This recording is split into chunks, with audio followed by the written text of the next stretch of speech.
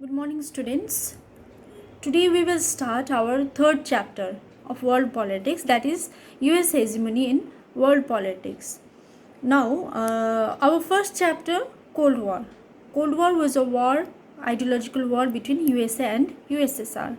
Our second chapter, the end of bipolarity. That means the disintegration of USSR, and also the end of the bipolarity means the result of the Cold War also, because there were two superpower. Now USSR has been disintegrated and we have only one superpower, that is USA. Third chapter is US hegemony in the world politics. That is, after the disintegration of USSR there was only one superpower, that is USA. Hegemony means dominance. Now how USA has dominance the whole world, we will discuss this chapter. The end of the Cold War left the US without any serious rival in the world. The era since then has been described as the period of US dominance or a unipolar world. So after the disintegration of USSR, the world now has been described as the unipolar world. Initially bipolar, but now unipolar. That means only one superpower, and that is USA. This is the result of the Cold War. Now we will start this chapter by discussing three important the three individuals from different places. Then we can have a clear idea of what is US dominance. At the end of this chapter, we can say that how USA has dominated the country which these three individuals lived, and how their life has been influenced by US's dominance.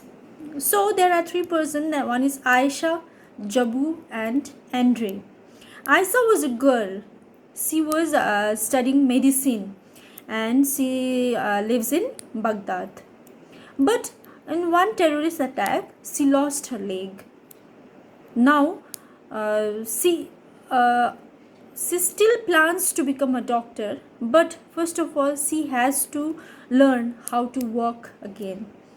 Because of the terrorist attack, her legs has been destroyed, or she lost her leg.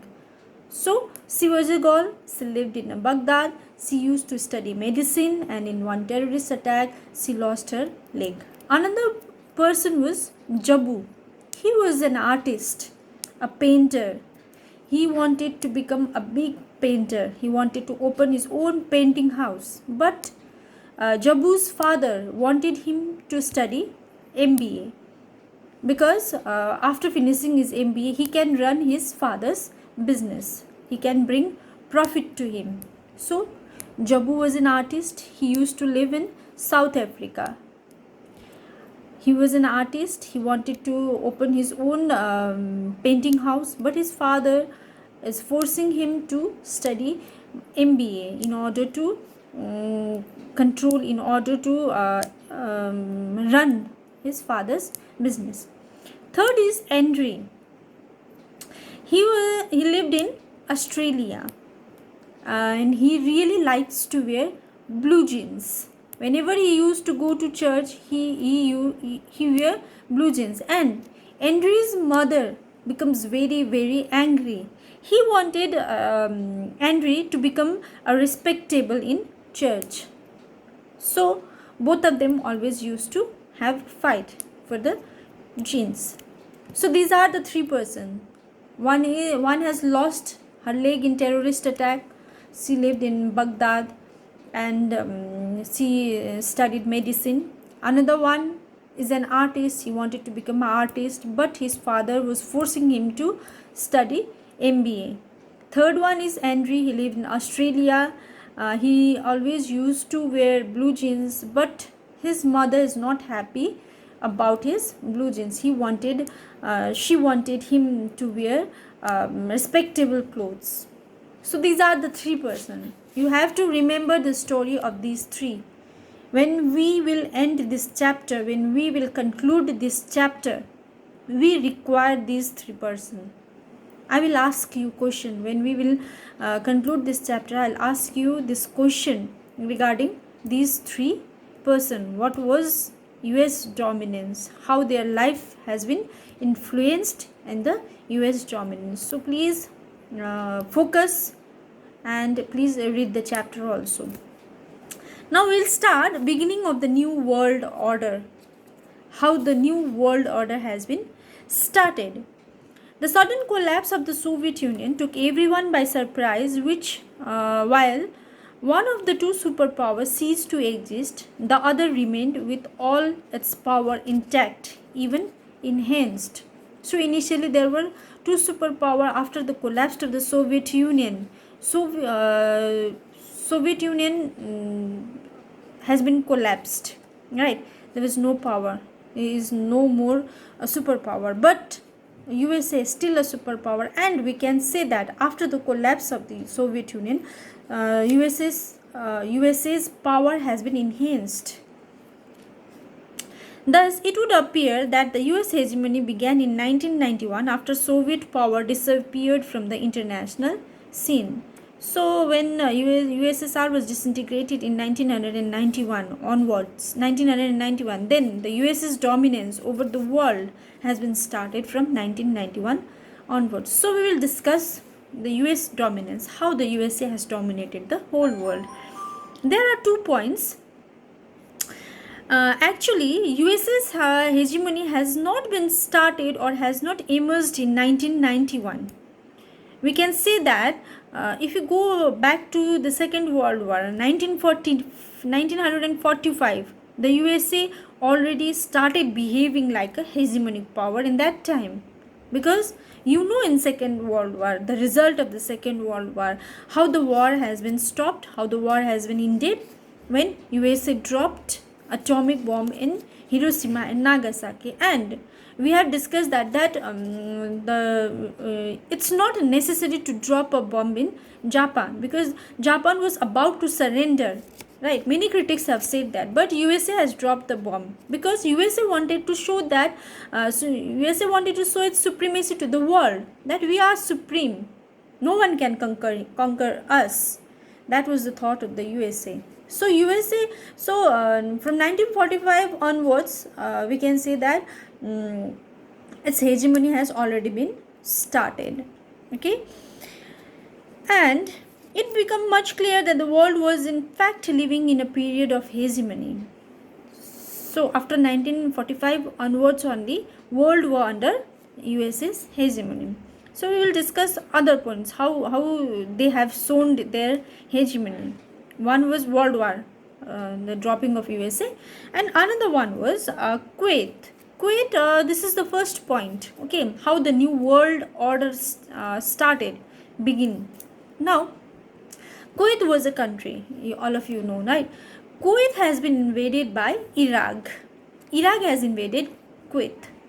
Okay, and many forces, many other countries requested Iraq to liberate Kuwait, but Iraq did not follow any one of them. Iraq was not convinced by any of the attempt by any other country. At that time, United Nations was forced to take a decision, because this happened after Cold War, and United Nations during the period of Cold War remained silent. United Nations has not made any decision. So when Iraq invaded Kuwait, at that time United Nations has to take a decision. They wanted to liberate Kuwait from Iraq. So obviously USA was United Nations was the permanent member of United Nations. United States of America, US was the permanent member, still is a permanent member of United Nations. So when United Nations decided to liberate Kuwait from Iraq, at that time George Bush, the then president of USA, George H.W. Bush, he started a new world order. At that time, a new world order emerged when Iraq invaded Kuwait, and United Nations took a decision to liberate Kuwait from Iraq. At that time, USA's the then president George W.H. Bush started the New World Order. At that time, a massive coalition force of 660,000 troops from 34 countries fought against Iraq and defeated it in what came to be known as the First Gulf of War. So it is in the history you will find the Gulf of War. What is First Gulf of War? First Gulf of War is that when Iraq has invaded Kuwait, at that time United Nations took a decision to liberate Kuwait from Iraq, and George W. Bush has started New World Order. So they formed a coalition force of 660,000 troops from 34 other countries. So these 34 other countries fought against Iraq. And how many troops were there? 660,000. So this is known as the First Gulf of War. A war happened between Iraq and a coalition of 34 countries. Coalition, we have already explained coalition in class 11 also, right? It's a mixture. Coalition means a mixture. So 34 other countries joined hand and fought against Iraq, and their troops were almost 660,000. Okay. However, the UN operation, which was called Operation Desert Storm, was overwhelmingly American.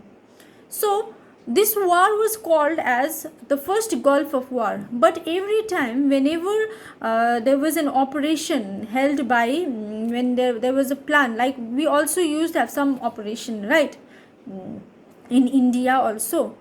So similarly, when the UN has started this operation, they have given the name as Operation Desert Storm.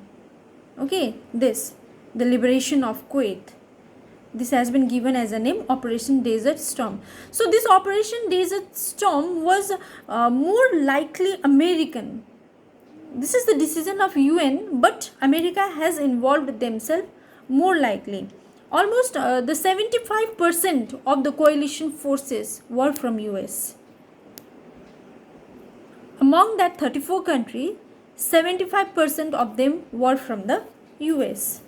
So, and Iraqi president, at that time Iraqi president, there was Saddam Hussein, the then president of Iraq. He fought very bravely at that time, but he has to withdraw his forces from Kuwait, and the US army or the coalition army, they won this battle and they have liberated Kuwait from Iraq.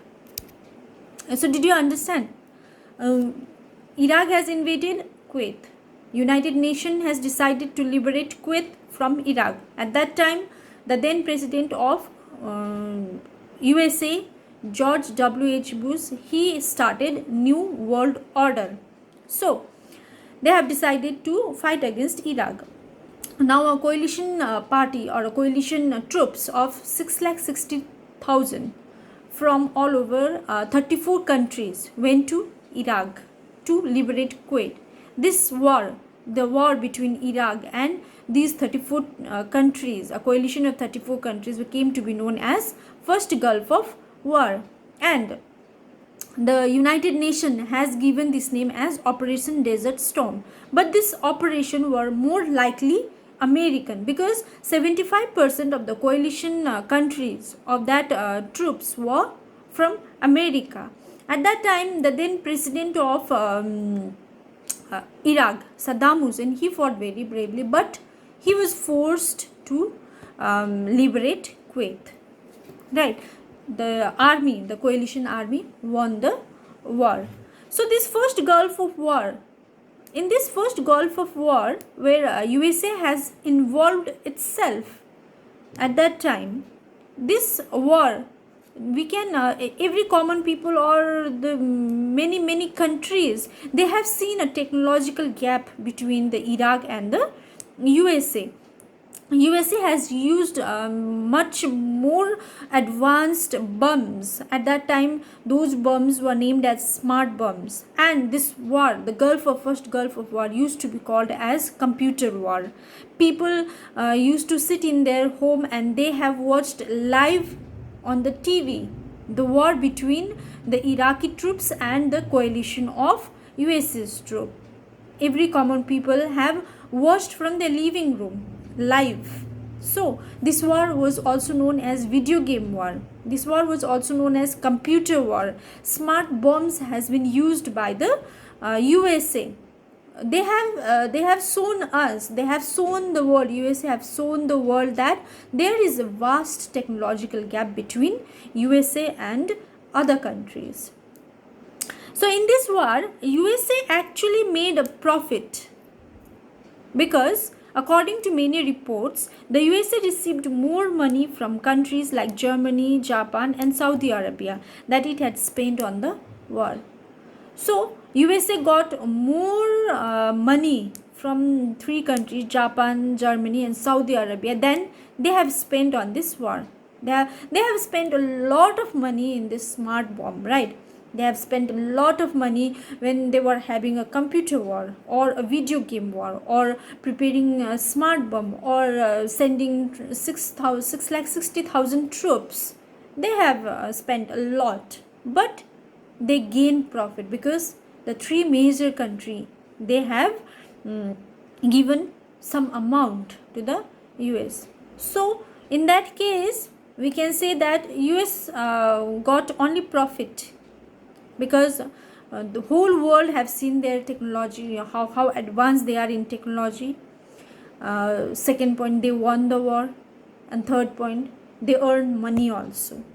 So this is how the first new order has been started and the dominance has been started.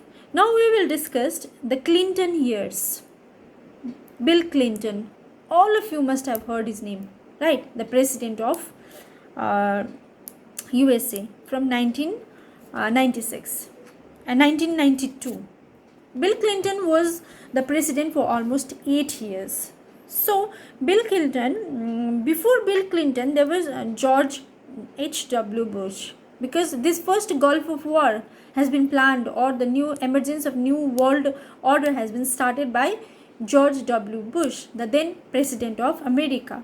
So George W. Bush has lost the US presidential election of 1992 to William Jefferson Clinton of Democratic Party, who had campaigned on domestic rather than foreign policies issue. So Bill Clinton has rallied, or whenever the election were going on, they used to have some campaigns, right, for election campaign. We have discussed this in election chapter in class 11. So during that election campaign, Bill Clinton's major weapon was domestic rather than foreign policy. He wanted to focus within the country. So Bill Clinton won the election. Regular two election, 1992 and 1996. He remains in power for 8 years. Okay. So during that time, Bill Clinton focused on the domestic issues, soft issues like democracy, climate change, world trade. He has focused on this issue only, rather than hard politics of military. He did not focus on military and all. But in some situation, in some cases, he has to use his military advances. They have the most successful democracy, successful military, right, in USA.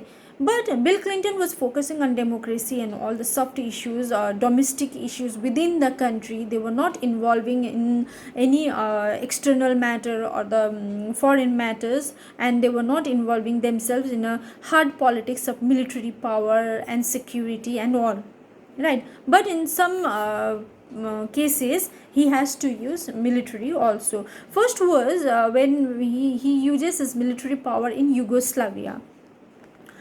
Because Yugoslavia predominantly Albanian population in the provinces of Kosovo. So the Albanians in Yugoslavia, there was a state called Kosovo, or the district Kosovo, that has been predominantly occupied by the Albanian. So in order to remove those Albanian, USA used its military forces. USA bombarded in Kosovo and Yugoslavia for over 2 months, forcing the downfall of the government of Slobodan Milosevic and stationing a NATO force in Kosovo. So he has removed this Albanian population from Kosovo by bombarding, by giving threat, or they actually put some or drop some bombs in Yugoslavia. So this has been done by Clinton. This one, the first one.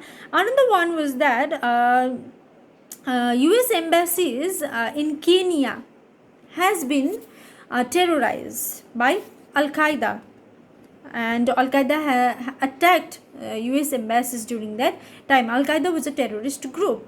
At that time, President Clinton ordered Operation Infinite Reach, a series of cruise missile strike on Al-Qaeda terrorist target in Sudan and Afghanistan. When Al-Qaeda attacked, when Al-Qaeda has a terrorist attack in US's embassies in Kenya, at that time Bill Clinton ordered to have a cruise missile strike on Al-Qaeda both in Sudan and Afghanistan. The US did not bother about the UN sanction or provision of the international law in this regard. So USA did not wait for United Nations approval. They just bombarded. They just attacked the Al-Qaeda terrorist group. So this was the second military uses of military in Clinton's year. Okay, so we can say that in this respect, in the two examples, this was merely the beginning.